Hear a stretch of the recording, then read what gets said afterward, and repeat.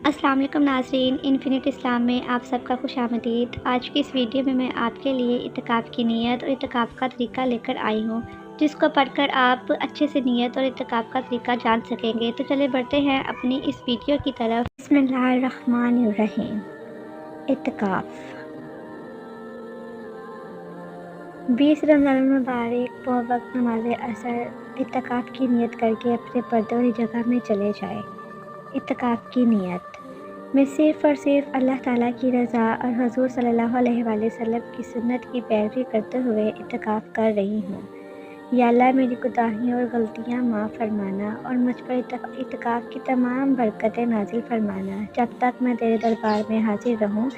میرا گھر، میرے بچے، میرے خاندان کے تمام افراد کی خیر ہو، میرے ہمسائے، میرے بستی کے لوگوں کی خیر ہو، میرے تمام دوست احباب اور میرے تمام جاننے والوں کے گھروں میں خیر و عافیت رہے۔ یا اللہ، دوران اعتکاف مجھے کسی کی طرف سے کوئی بری خبر نہ سنانا۔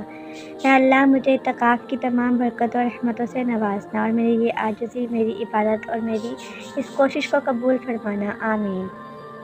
کیونکہ اندر داخل ہوتے وقت عصر کا وقت ہوتا ہے، اس وجہ سے جا کر فوری طور پر نفل ادا نہیں کر سکتے۔ نماز مغرب ادا کرنے کے بعد 2 رکعت نفل اعتکاف کی نیت کے ادا کرتے ہیں۔ نوٹ: جب بھی وضو کریں تو 2 رکعت نفل تحیۃ الوضو کے ادا کرتے ہیں۔